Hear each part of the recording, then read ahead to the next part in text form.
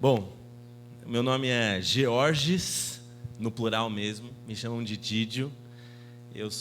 Fiz História na faculdade e agora eu estou acabando Teologia. É um prazer muito grande estar aqui. A segunda vez que eu venho, a primeira vez eu vim, não lembro por que motivo, faz um tempo. Obrigado aí, água chegando. Bom, é um prazer muito grande. Encontrei alguns amigos que muito tempo eu não vi, Antônio, a Carol, o Léo, o pessoal aí. E, enfim, eu não conheço vocês. Eu não conheço o problema que você passa, não conheço o que te trouxe hoje à igreja, não conheço qual é a sua função aqui, quais são os seus defeitos, suas qualidades. Mas vocês são muito bem falados, né? Tipo, a igreja da Vila, igreja top, louvorzão lá, o pessoal canta muito, o trabalho, sei lá o quê. São muito bem falados. Eu não sei o que vocês acham sobre vocês mesmos, né? Mas vocês são bem falados. Boa parte da nossa formação como identidade está no que o outro vê quem a gente é, né? Como é que o outro nos olha, como é que o cara vê a gente. E isso faz um sentido completo quando a gente define quem a gente é. E isso faz parte da mensagem de hoje. Vocês podem abrir em Levítico 19. Deixa aberto Levítico 19. Deixa aberto aí, a partir do verso 15, do versículo 15. 19 e 15, tá bom? Bom, eu não sei quem você é, mas eu sei quem eu sou. E eu sou, ou mais ou menos isso. Eu sou completamente ansioso e eu tenho um grande defeito. Um dos meus maiores defeitos, ou qualidades, não sei, é que eu fico reparando muito o ambiente. Onde é que eu estou inserido? Qual que é a realidade que está na minha volta? Quando eu estava na faculdade de História, os caras de esquerda, né, fazendo piquete para a gente não entrar na sala de aula, na greve, e a gente não podia ter aula. E quando eu volto, e são realidades completamente diferentes. Quando eu chego na igreja, um pessoal mais conservador, e aí eu vou dentro da igreja, tem muitas igrejas, e eu vejo os ambientes, eu falo. E cada ambiente que a gente entra, a gente tenta interpretar a realidade daquele ambiente. Eu não sei se você faz isso. Eu não sei como você é. Se você já aceita o ambiente como ele está, ou se você tenta interpretar o ambiente que você está inserido. Bom, quem é que está lá na frente? Como é que as pessoas se comportam? Qual é o nosso grande mal? Qual é o mal da nossa geração? Isso acontecia muito na escola que eu dei aula. Como é que as classes, as salas de aula, elas vão se transformando, e como as pessoas se parecem umas com as outras. E como elas se parecem, como são todas iguaizinhas e buscando a mesma coisa, parece. E você vai interpretando a realidade. E acho que uma das primeiras coisas que eu queria dizer essa manhã para você é que é necessário que a gente interprete a realidade que a gente está inserido. Aonde você vive? Eu aposto que a maioria, ou todos vocês, são de São Paulo. Como é que é a nossa cidade, né? Quais são os problemas da nossa cidade? Quais são os problemas de relacionamento que você tem na nossa cidade? Em São Paulo, você conhece todo mundo, não conhece ninguém, é no seu bairro. Você se fechou na sua casa, no seu apartamento, e no seu apartamento você conhece alguém? Os problemas de transporte, de locomoção, os problemas de habitação, os problemas da periferia, os problemas do centro. Qual é o mundo que você está inserido? Quais são as pessoas que compõem o mundo que você está inserido? Né? Isso vai da sua família até o seu trabalho, até a cidade que você está inserido. Mas é uma necessidade. A primeira coisa que eu queria falar para vocês, queria que a gente conversasse junto, é a necessidade que a gente tem de interpretar a realidade que a gente está inserido. E muitas vezes a gente não faz isso, a gente acaba absorvendo as coisas que vêm de fora, né? E, por exemplo, a realidade hoje, a cidade hoje tem muitos problemas, muitos, de diversos tipos históricos, atuais, modernos, mas a gente acha que tudo é culpa da Dilma, né? Tudo é culpa da Dilma. Você vê do ônibus, do corredor de ônibus até o trem, até o metrô que não expande, até o meu carro, até o preço da gasolina, tudo é culpa da Dilma. E a gente acaba inserindo, absorvendo isso, e quais são os nossos contextos, né? Onde é que a gente está inserido? Para que você seja parte dessa mudança, a parte da mudança que você quer ver, para que você tome as rédeas do seu contexto em suas mãos, é necessário que você interprete, é necessário que você saiba, é necessário que você pare, que você reflita o mundo que você está inserido. Bom, nessa realidade paulistana, realidade São Paulo, tem muita gente que fala os coxinhas de São Paulo, tem muita gente que fala, como é que você define o paulistano hoje? Você tem uma das maiores cidades do mundo e você tem muita gente vivendo aqui. Como é que você define? É impossível definir. Tem muitos agentes sociais no nosso contexto, desde os adolescentes até os mais velhos. Como você define isso? Bom, eu vou começar com história, tá? Um pouco de aula de história aqui. Eu dei durante 3 anos aula de história, eu estudei São Paulo na faculdade, e São Paulo é minha paixão, assim, eu gosto muito de São Paulo. Você percebe que São Paulo, não sei se você parou para refletir ou não, São Paulo ele foi uma das poucas cidades do Brasil que conseguiu homogeneizar um grande espaço com um tipo de gente parecida uma com a outra, né? Você vê o centro expandido de São Paulo, você pega o centro de São Paulo e você expande, vai para a Vila Mariana, até o Jabaquara, a linha azul do metrô, é um mesmo tipo de pessoa. Você encontra, então, depois desse centro expandido, uma periferia gigantesca e monstruosa, que muitos de vocês ou eu mesmo não tenho acesso. Parece que, de alguma forma, a gente teve um processo de segmentação, de exclusão de pessoas para as periferias. Isso foi bem feito em São Paulo, né? Você passa de avião ou de helicóptero em São Paulo, você vê por cima, você vê um número de casas iguaizinhos, prédios, e isso foi uma tentativa bem sucedida de homogeneizar um tipo de pessoa num lugar só. E o resto você excluiu e criou um monstro, um problema social chamado periferia, gigante. Uma das maiores, ou talvez a maior do Brasil. Em outras cidades isso não acontece no Brasil, por exemplo, em Salvador, nas cidades mais que eram bem fortes no período colonial, no período do Império Brasileiro, você não conseguiu esse processo de exclusão. Porque antigamente, como é que as pessoas se valorizavam? Você era melhor por quê? Pela quantidade, por exemplo, de escravos que você tinha. E você tinha que viver com eles. As pessoas moravam juntos com seus escravos e coisas. E essa era a realidade. Então, cidades como Salvador, Rio de Janeiro, que eram bem fortes no período colonial e imperial, viviam muito junto os dois tipos de pessoas. Aliás, você só conseguia ser alguém ou mostrar que você era muito bom, muito top, se você tinha um número de escravos maior. A gente ganha importância, São Paulo, na República, então a gente vai expandir. Mas o que isso tem a ver, né, meu? Eu me empolgo, a gente vai falando sobre São Paulo, é demais. Vocês perceberam que eu estou um pouco nervoso. O que tem a ver?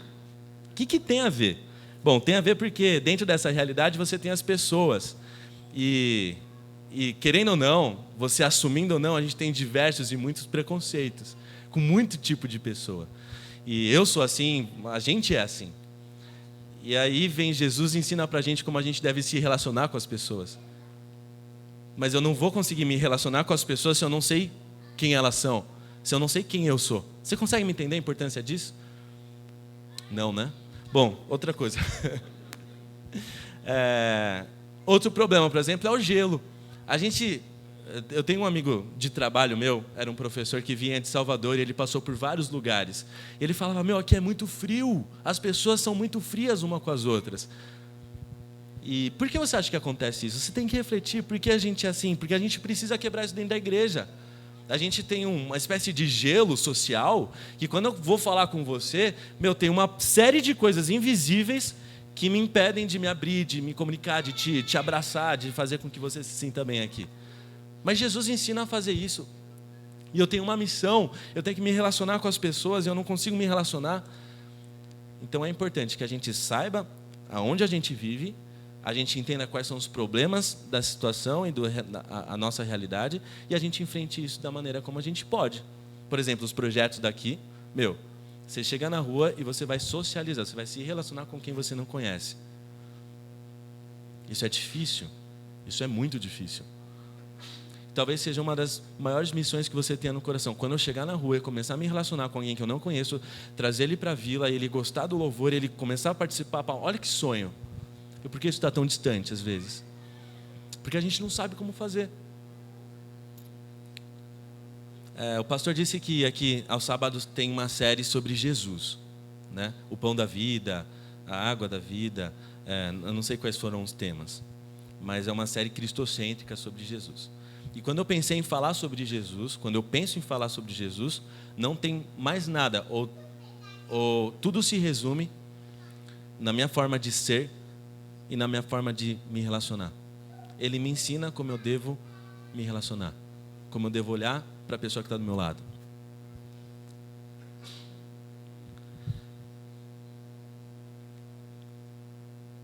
Se isso foi uma das lições de Jesus para a gente, e a gente não está conseguindo, ou a gente tem dificuldades para colocar em prática, a gente precisa conhecer mais dele e como foi que ele fez. Olhando para o contexto de Jesus, olhando para a realidade de Jesus, eles tinham um problema muito parecido com o nosso problema de relacionamento. Por exemplo, se abrir em Levíticos, daqui a pouco a gente vai ler, Levítico tem uma série de ordenanças, de como é que você vai se relacionar com o teu próximo. Quer ver? Levítico, o verso que eu pedi para a gente abrir, a partir do 15, diz assim: não cometereis injustiça no julgamento, não fará acepção de pessoas com relação ao pobre, nem te deixarás levar pela preferência ao grande. Segundo a justiça julgarás o teu compatriota. A Bíblia aqui está falando em Levíticos para a palavra do povo de Israel, do Antigo Testamento, que você devia tratar o outro da mesma forma. Você não tem que fazer acepção de pessoas com pobre ou com rico.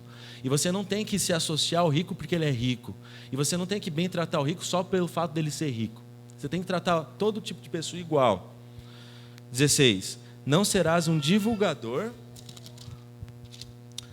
de maledicências. Cuidado com a tua língua, com a fofoca, como que você fala do outro, o cara que está lá na frente, começou a pregar, tal. Conhecer a teu próximo. O cara que fala no sábado, sabe? Aquela coisa, nervosismo. O sangue do teu... maledicência a respeito dos teus. E não julgarás o julgamento... e não sujeitarás a julgamento o sangue do teu próximo. Eu sou o Senhor. 17. Não terás o teu coração ódio pelo teu irmão. Deves responder o teu compatriota, e assim não terás culpa do pecado. Não te vingarás e não guardarás rancor dos teus filhos, contra os filhos do teu povo. Amarás o teu próximo como a ti mesmo. Eu sou o Senhor. Bom, então o Senhor está falando por meio dos seus profetas como as pessoas deviam se relacionar ainda naquele tempo. E aí, tinha teologia na época, como tem teologia hoje. E a teologia se encarrega de interpretar os textos bíblicos e trazer para a nossa realidade. E quando os grandes mestres daquela época liam isso, da época de Jesus, quando eles liam o Antigo Testamento, as Escrituras, qual que era a pergunta que eles faziam para si mesmo? Tem uma palavra que se repete muito nos versos. O próximo, o próximo, o próximo. O próximo, o próximo, próximo. Então, nesse contexto, os caras abriam a Bíblia, abriam as Escrituras e se perguntavam: poxa, quem é o meu próximo? Quem é o meu próximo? Será que o meu próximo... A gente pensa assim, nós hoje, né? Quando a gente abre a Bíblia e vê Jesus dizendo: ama o teu próximo como a ti mesmo, a gente fala: qualquer pessoa que estiver ao meu lado. Mas naquela época não, quem é o meu próximo? Os filhos da minha nação, as pessoas que nasceram no meu povo, as pessoas da minha igreja. Quem é o meu próximo? E os judeus nessa época, na época de Jesus, lendo isso, falavam assim: bom, o meu próximo é o meu amigo de povo, meu próximo é o meu amigo da igreja, meu próximo é isso. Então tinha uma grande pergunta de quem é o próximo. Quem é o próximo? E tinha um povo específico naquela época, eu estou falando que naquela época tinha um povo que ninguém dentro do povo de Israel gostava desses caras. Qual é o nome deles? Os samaritanos, exatamente. Então, você era israelita, você era judeu, e quando você era judeu, você não gostava de um tipo de povo chamado samaritanos. E por que você não gostava desses caras? Tinha alguns provérbios, alguns versos judaicos sobre os samaritanos. E esses provérbios diziam assim: a mulher samaritana é impura desde o berço. E tinha um monte de histórias em relação a esses dois povos. Por exemplo, os samaritanos tinham um templo e eles adoravam no Monte Gerizim. E os judeus adoravam em Jerusalém. Aí você entende um pouco daquela mulher samaritana que conversa com Jesus. Onde a gente deve adorar? E uma vez, em determinada época da história, o povo samaritano teve o seu templo destruído por exércitos de Israel.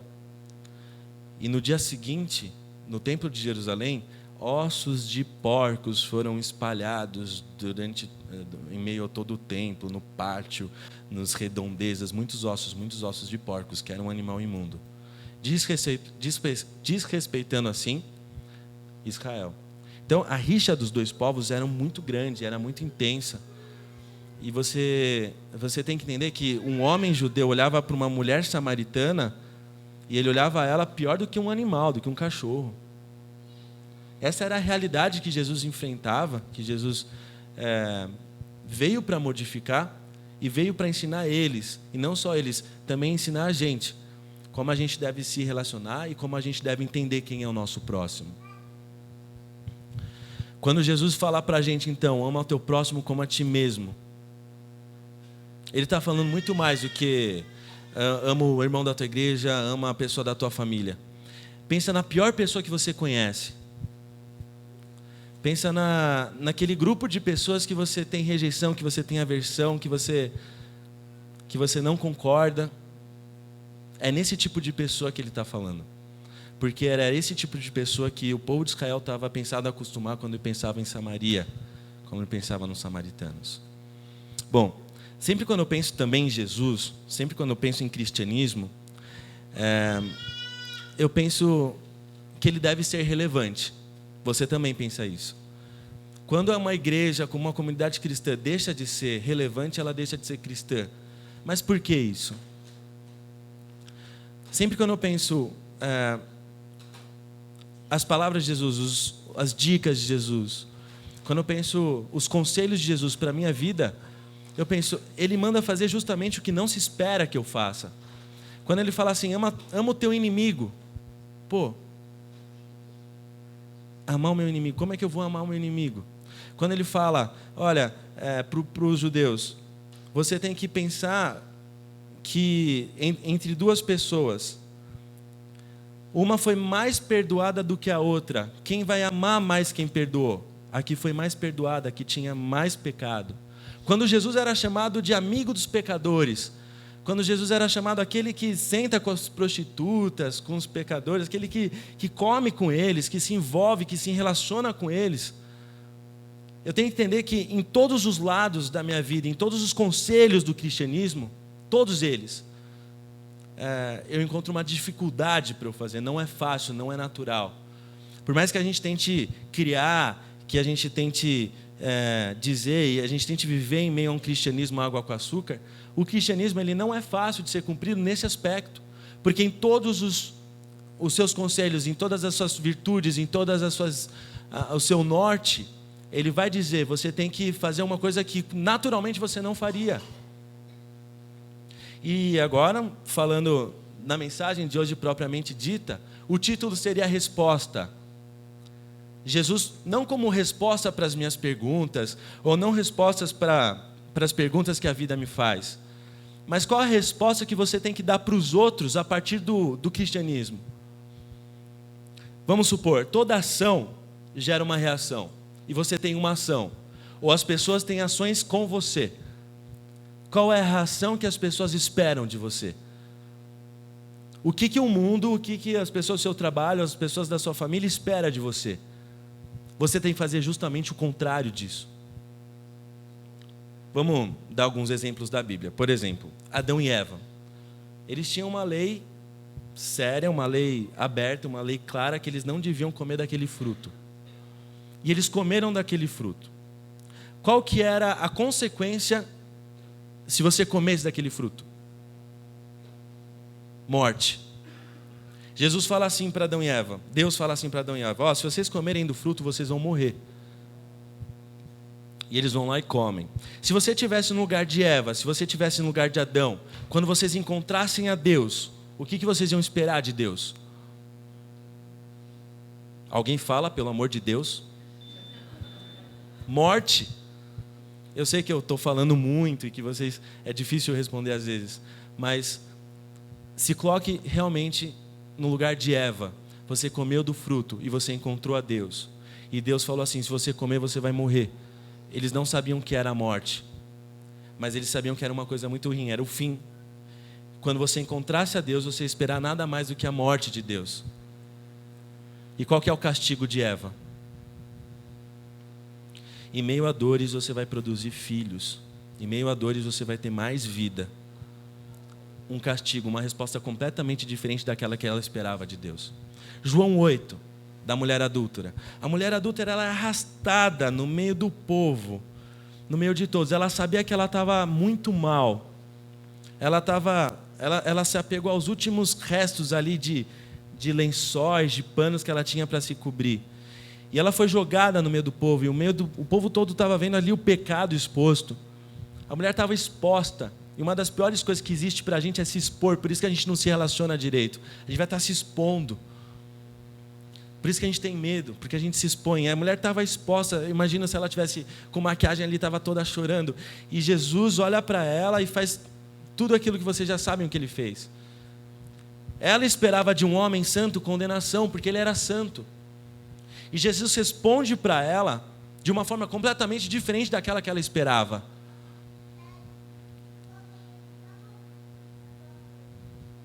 E aí que eu vejo a dificuldade de ser cristão. Porque ser cristão, ou seguir esse Cristo, ele não vai só dizer que é bom eu fazer isso, mas ele vai dizer que é necessário eu fazer isso. Não é bom você responder de uma forma diferente para aquele que te ofendeu, mas é necessário. Não é bom você amar o próximo, mas é necessário que você ame. E por que isso é difícil? Porque tem uma coisa entre eu e minha ação, chamada ego. E quando ele é ofendido, e quando ele é atingido, e quando eu sou exposto, é difícil eu fazer uma coisa diferente do que eu naturalmente faria. Isso com qualquer pessoa. Agora ele fala, pensa na pior pessoa, no seu pior inimigo. Você tem que ser diferente com ele. Vejam, a gente leu aqui um problema de Levítico, que é quem era o meu próximo. E agora você, no Novo Testamento, já em Lucas 10, 29, diz assim: ele, porém, querendo se justificar, disse a Jesus: quem é o meu próximo? Veja, era um jovem, faz a pergunta para Deus, para Jesus: quem é o meu próximo? Ele conhecia as escrituras, ele conhecia os ensinamentos, ele participou das festas judaicas, e ele pergunta: quem é o meu próximo? Quem é o meu próximo? Quem eu devo amar? Eu amo o meu povo, eu guardo os mandamentos, eu venho ao sábado à igreja, eu amo a minha família, eu defendo a minha família, eu sou um bom homem. Mas quem é o meu próximo? E diz assim, Jesus retomou: um homem descia, isso aqui era começa a parábola. Um homem descia de Jerusalém a Jericó e caiu no meio de assaltantes, que, após havê-lo despojado e espancado, foram-se deixando-o semi-morto. Casualmente descia por esse caminho um sacerdote, viu-o e passou adiante. Igualmente, um levita, atravessando esse lugar, viu-o e prosseguiu. Certo samaritano, em viagem, porém, chegando junto dele, viu-o e movendo-se de compaixão, aproximou-se dele e cuidou das suas chagas. Derramando óleo e vinho, depois colocando-o em seu próprio animal, conduziu-o à hospedaria e dispensou-lhe cuidados. No dia seguinte, tirou 2 denários e deu-os ao hospedeiro, dizendo: cuida dele, e o que gastares a mais, em meu regresso te pagarei. Qual dos 3, em tua opinião, foi o próximo para o homem que caiu nas mãos dos assaltantes? Ele respondeu: aquele que usou de misericórdia para com ele. Jesus então disse: vai e também tu faze o mesmo. Algumas coisas são importantes para que a gente entenda essa parábola, como quem eram samaritanos. Outras coisas também são importantes para que a gente entenda completamente essa parábola. Por exemplo, essa estrada era uma estrada perigosa, muito perigosa. É a mesma coisa que você ir para o Capão. E quando você passa por aquela estrada, era certo: se você fosse sozinho, você ia ser espancado. E quando você passa por aquela estrada sozinho e sendo um samaritano, você não era só espancado, você era deixado quase como morto na rua. Mas tinha algumas regras do bem. Por exemplo, os pastores, os sacerdotes que passavam por aquela estrada, eles estavam isentos da violência. Não sei se vocês sabiam, mas se você era sacerdote, levita ou qualquer outra coisa do tipo da igreja daquela época, você não era assaltado, você não era espancado, tinha uma lei entre os assaltantes, você não pode assaltar sacerdotes e levitas, senão a bênção não vem. E quando você vê então aqueles homens despreocupados, o sacerdote e o levita, eles estavam passando despreocupados, eles estavam passando de boa ali. Por quê? Porque eles não iam ser assaltados, eles não iam ser espancados, era a lei da época. Agora o samaritano, eu não sei se você já pensou sobre isso, mas o samaritano ele carregava óleo, carregava esparadrapo, ele carregava remédio. O samaritano ele carregava um monte de coisa. Por que ele carregava isso? Ah, vocês estão respondendo. É demais. Quando ele passava por aquela estrada, ele era um viajante e ele guardava esse tipo de remédio, esse tipo de coisa para ele mesmo. É claro, ninguém passa por um lugar achando que vai encontrar uma pessoa e vai ajudar essa pessoa só e você vai se preparar para isso. Ele sabia que ele mesmo, muito provavelmente, ia ser assaltado, espancado, e ele estava ali preparado para isso. Então você consegue entender a dimensão da parábola?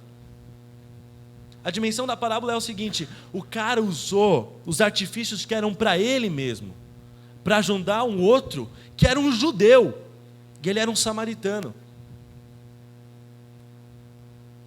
E quando eu te pergunto, qual é a cidade que você vive, eu faço outro tipo de pergunta para você: quem são os seus samaritanos? Essa foi boa. Quem são os seus samaritanos? Quem são as pessoas que você, sem saber, você rejeita, ou enfim, nunca pensei nisso, eu não tenho ninguém. Tem sim, todo mundo tem. São pessoas que a gente passa e a gente se mantém invisível, ou a gente se torna invisível para elas, ou elas são invisíveis para a gente.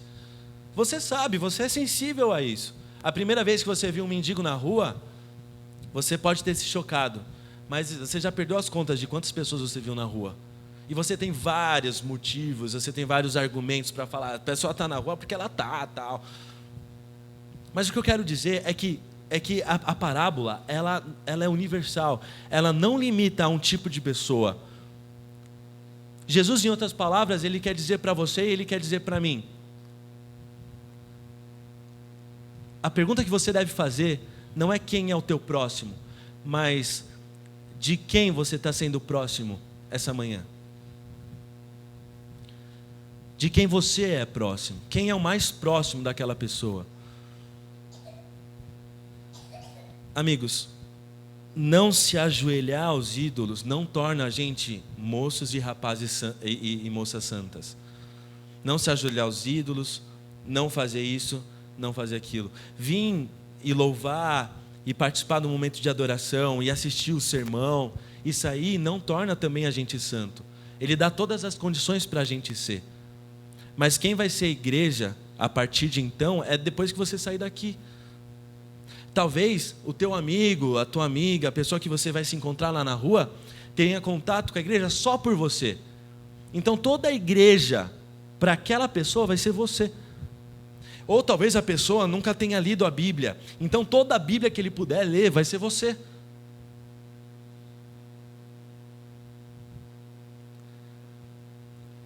De quem você está sendo próximo? E você sai à rua preparado para ajudar esse alguém? A gente tem que saber também que a gente não vai resolver os problemas da humanidade numa semana. E a gente vai acabar com a miséria em São Paulo em uma semana. Mas se a gente se impressionar, se a gente tornar sensível o que já não é mais, talvez seja um primeiro passo. Talvez a nossa própria consciência como cristão se transforme. Veja, as pessoas lá de fora, as pessoas que não vêm aqui, que antigamente a gente chamava de mundo, os mundos, essas pessoas estão cansadas de olhar para a igreja e ver uma igreja que responde ao mundo exatamente como eles respondem. é necessário que a gente responda de uma forma diferente. É necessário que a gente seja diferente. E Jesus nos dá todos os passos. Ele nos dá todas as características. Ele nos dá todas as possibilidades para que a gente se relacione diferente. E que a gente seja diferente. Não só aqui dentro, mas lá fora também. Sabe? Começar a ver o que o mundo já não vê mais. Responder uma forma diferente do que o mundo responde. Isso é necessário. Isso não é só bom, como é necessário também. Eu tenho... Continuando em Lucas, ele acaba dizendo assim: qual dos três, em tua opinião, foi o próximo do homem que caiu nas mãos dos assaltantes? Ele respondeu: aquele que usou misericórdia para com ele. Então Jesus disse: vai e também tu faze o mesmo. Veja, você pode abrir em João 8,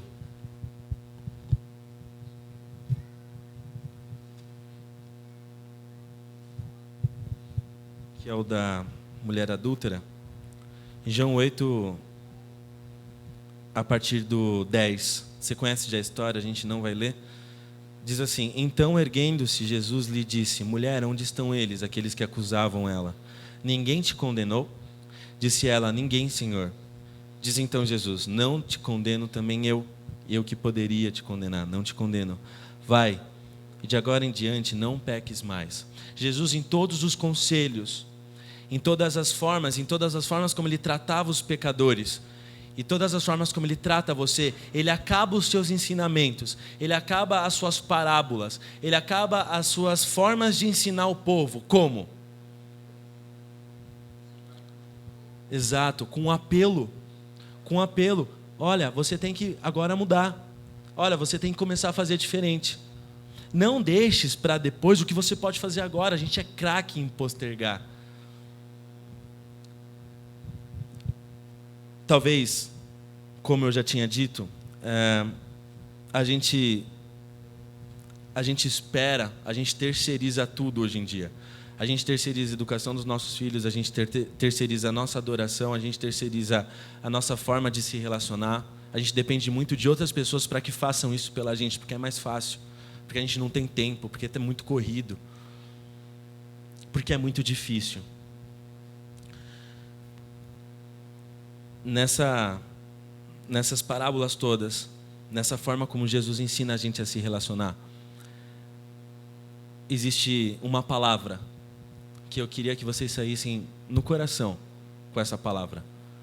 A palavra responsabilidade. O cristão, ele olha para a situação social daqui para fora e ele, mesmo não sendo responsável, ele se sente responsável por aquilo. O cristão, ele olha para o sofrimento alheio e ele se sente responsável por aquilo também. Não responsável como se você fosse o causador disso, mas responsável por transformar aquela realidade. Veja, a Bíblia diz: nós só amamos porque primeiramente nos sentimos amados. Nós perdoamos porque primeiramente fomos perdoados. Nós olhamos para o sofrimento porque primeiramente alguém olhou para o meu sofrimento. Nós buscamos os corações aflitos porque primeiramente alguém buscou o meu coração aflito. Então o problema de relacionamento talvez seja muito maior e muito mais amplo do que a gente pense. Encaminhando para a conclusão, eu quero que você reflita comigo. Você se sente completo? Você se sente amado? Você se sente perdoado? Você se perdoa? A sua fome está saciada? Nós ouvimos o Tal cantando agora há pouco, e o Tal é demais. Eu prego assim em algumas igrejas que não tem teto, algumas igrejas que não tem luz, algumas igrejas que não tem porta, e ter uma igreja dessa e um grupo de louvor como esse, você não encontra tão fácil por aí. E você chega aqui na igreja e você observa os caras cantando, como eu observei, e você fala: uau, como eles adoram. Em outro sábado você olha uma mensagem e você fala: nossa, essa mensagem foi muito boa. E você olha o professor de escola sabatina: esse cara manja muito. Você percebe que você sempre pegou emprestado alguma coisa de alguém. Você pegou emprestado uma adoração de alguém que estava aqui na frente, você pegou emprestado uma mensagem de um cara que veio falar, você pegou emprestado a escola sabatina. Mas quando Cristo e quando Jesus chama a gente para ser cristão, Ele quer que você seja parte disso. Ele quer que você seja parte da comunidade de fato. E você só vai ser parte disso quando você começar a perceber o outro como ele percebeu. É maravilhoso isso. É difícil isso. Mas o final, existe um sentimento que vai invadir o seu coração. Quando você olhar que alguém sorri porque você sofreu, quando você olhar que alguém está saciado com uma necessidade básica porque você fez isso, quando você olhar o sorriso de alguém porque você olhou para o cara quando ninguém mais olhava, quando você olhar para o teu inimigo que você conseguiu conversar com ele, você conseguiu perdoar ele, você conseguiu, e o cara ficou espantado. Existe um prazer nisso que você não vai achar em nenhum lugar. Existe uma sensação de dever cumprido. Eu fui Jesus para uma pessoa. Isso foi demais. A mensagem dessa manhã, ela se resume em alguns pontos. Talvez em um ponto só. Talvez eu precise ser alguma coisa que até agora eu não tenha conseguido ser. Mesmo dentro da igreja a vida inteira, mesmo dentro da comunidade, mesmo fazendo parte até da comunidade. O chamado dessa manhã e dessa tarde é o primeiro, eu sei quem é Jesus. O segundo é, eu tenho sido como Ele me ensinou a ser. Quais são os seus limites? Qual é a sua zona de conforto? Jesus tem sido para mim aquilo que Ele está se dispondo a ser. Eu encontro em Jesus o meu alívio, o meu descanso, a minha paz, o meu motivo, o meu norte. Eu estou esperando Ele voltar.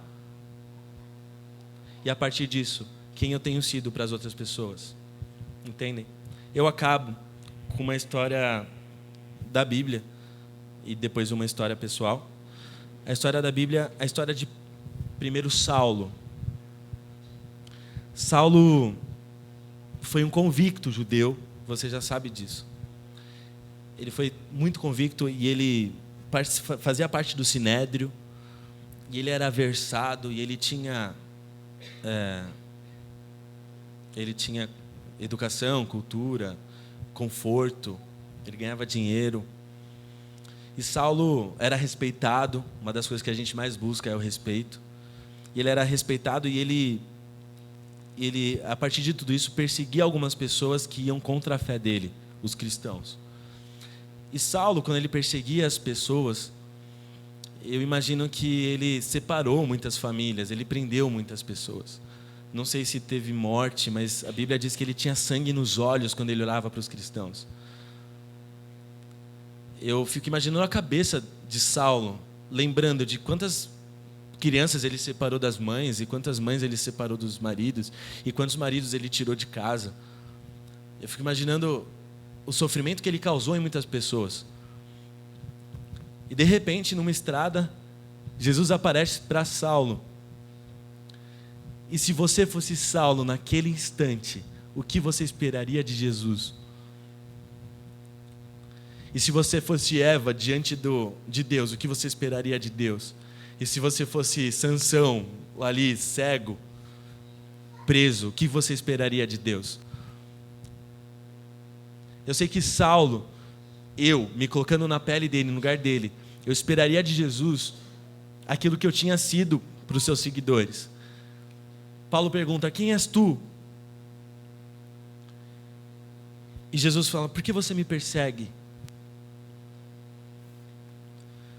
E naquele instante tem a conversão do maior, ou de um dos maiores, ou do maior dos apóstolos. O apóstolo dos gentios. E ele escreve assim, duas coisas que tem a ver com a mensagem de hoje. Eu sou assim com o mundo, porque eu sei em quem eu tenho crido. Estou bem certo de que Ele é poderoso para guardar o meu depósito até aquele dia. E ele escreveu isso quando ele estava preso, velho, abandonado. E ele também escreve assim, numa situação parecida: o amor de Cristo me constrange. O amor de Cristo me constrange. O constrangimento não é isso? É quando você espera alguma coisa e acontece completamente o oposto dela. Isso não é o constrangimento? Quando você chega na frente e você esquece o que você ia falar, você ficou constrangido. Ou quando você passa alguma situação de vexame com a namorada ou com os amigos, você fica exposto, você está constrangido, você acaba recebendo uma coisa exatamente oposta ao que você esperava. O apelo dessa manhã, dessa tarde, é que você seja para o teu próximo. E o teu próximo, você sabe quem é? Exatamente diferente do que esse próximo espera. Assim como Deus é com você. Eu acredito que muitas vezes a gente deixe de acreditar nisso. Eu acreditar. Eu sei que às vezes a gente deixa de acreditar nisso porque a gente está acostumado com as coisas. A gente está acostumado com o trabalho, a gente está acostumado com a igreja, a gente está acostumado com os relacionamentos, a gente está acostumado com os nossos vícios e com as nossas respostas. Saiba de uma coisa: as pessoas esperam de você muitas coisas. Vocês esperavam de mim alguma coisa quando eu vim aqui e peguei o microfone. E vocês esperavam coisa boa, né? Você esperava quando teu cônjuge fez alguma coisa errada, você espera que ele venha pedir desculpas. E as pessoas também esperam de vocês coisas. Saibam o que eles esperam. E haja de uma forma completamente diferente daquela que eles estavam esperando. Eu nunca me esqueço. Eu passei 20 anos sem conhecer o meu pai. Não é uma história de autopiedade, nem de... Não é isso. Isso acontece com muita gente. Isso é muito comum, não conhecer o pai. Eu não conhecia o meu pai. E apareceu uma oportunidade de eu conhecer o meu pai. E eu conheci...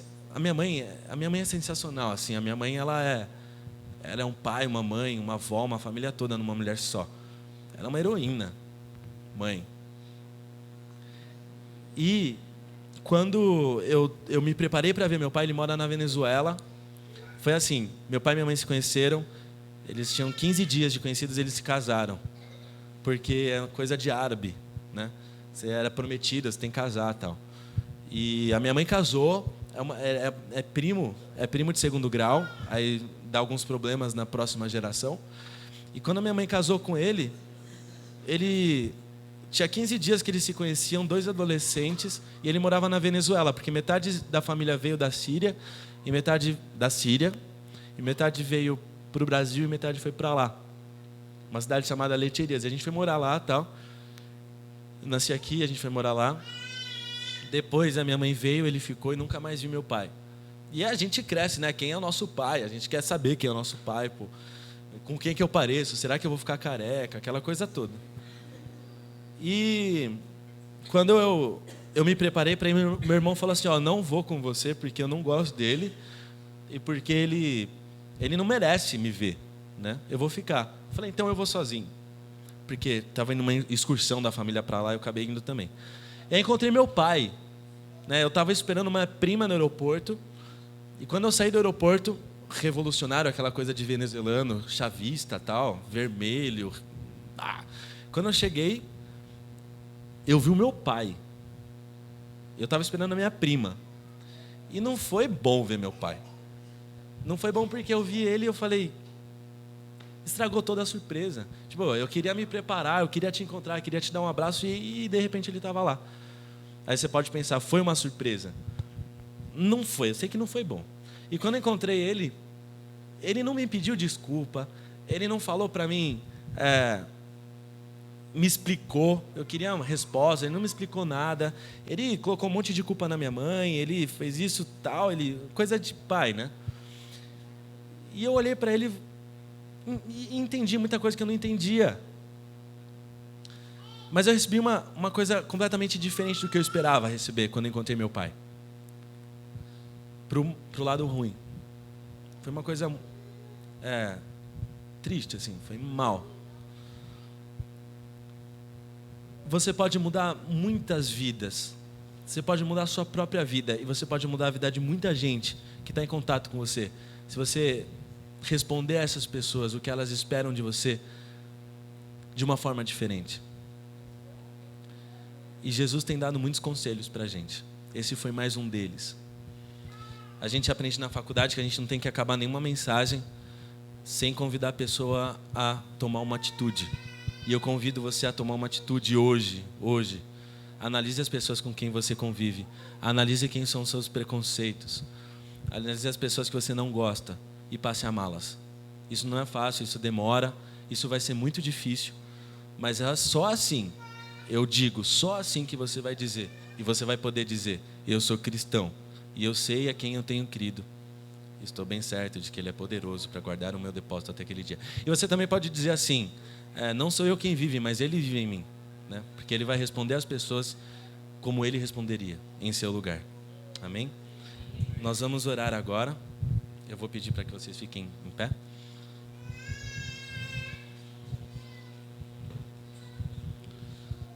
E vamos pedir isso a Ele. Senhor Deus, nós agradecemos porque em Ti nós somos completos. Nós não esperamos nos completar em ninguém e nem esperamos que nas pessoas nós encontremos a paz, o alívio e o conforto que só o Senhor pode dar para a gente. Nos ajude então, a partir disso, nos sentirmos armados pelo Senhor, que o Seu amor invada o nosso coração e faça do nosso coração a Sua morada. Que em nossos gestos, em nossas palavras, que em nossos olhos, em nossos ouvidos, nós possamos dizer que o Senhor o faz, que o Senhor vê, que o Senhor fala, que o Senhor ouve. Nós, nessa manhã e nessa tarde, queremos quebrantar o nosso próprio eu para que o Senhor possa agir. Porque não existe evangelho sem negação. Porque todo aquele que quiser vir após o Senhor tem que negar a si mesmo. E nessa manhã nós pedimos força para isso. Que em nossa mente, os nomes das pessoas que nós precisamos mudar, que nós precisamos amar, que nós precisamos nos comunicar, nos relacionar, venham. E que em nossa mente esses nomes sejam acariciados, que esses nomes sejam que esses nomes sejam preciosos para nós.